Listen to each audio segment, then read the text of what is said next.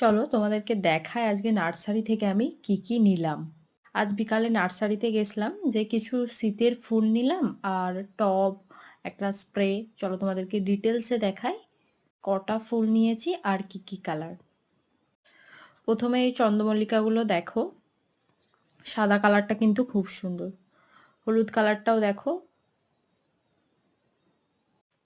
অনেক রকম কালারেরই আছে। এই লাল কালারটা দেখো খুব সুন্দর লাগছে, লাল আছে। এটাও একটা ইয়েলো কালার, একদম ছোট ছোট গাছগুলো। এটা হচ্ছে পিঙ্কের সাথে রেড, সুন্দর কালার কম্বিনেশনটা। এটা পিওর সাদা।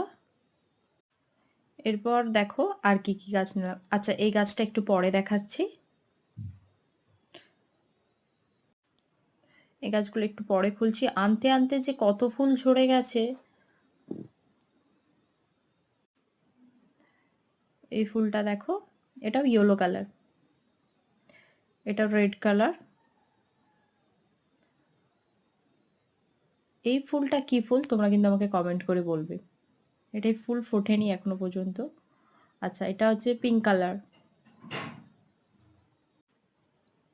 এটাও ফুল ফোটেনি। এটাও কিন্তু কমেন্ট করে জানাবে যে এই ফুলটা কি ফুলের গাছ।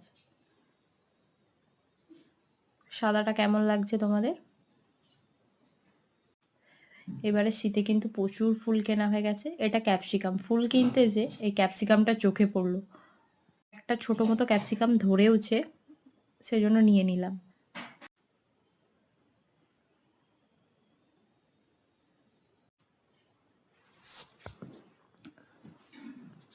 এরপর চলো তোমাদেরকে দেখাই এই গাছগুলো।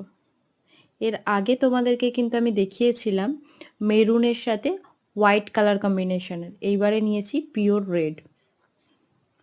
এই গাছগুলো কিন্তু খুব সুন্দর দেখতে, আর এই গাছ তোমরা যতদিন বাঁচিয়ে রাখতে পারবে ততদিন কিন্তু বেঁচে থাকবে। এই কালারটা চলো দেখাই, এটা রেডের সাথে হোয়াইট কালার কম্বিনেশন, খুব সুন্দর দেখতে, মানে না নিয়ে আর কি পারলাম না। শীতের যা যা ফুল লাগে মোটামুটি আমার সবই নেওয়া হয়ে গেছে।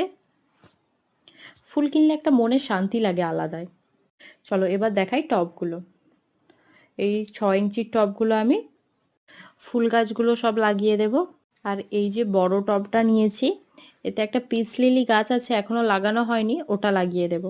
এই বটল স্প্রেটা দেখায়, গাছের পাতা স্প্রে করার জন্য কিন্তু একদম বেস্ট। এর আগেও আমি লোটাসের নিয়েছি টব বা স্প্রে বটলই, খুব ভালো কিন্তু একদম ইজি প্রসেস, পাম্প করো আর স্প্রে করো।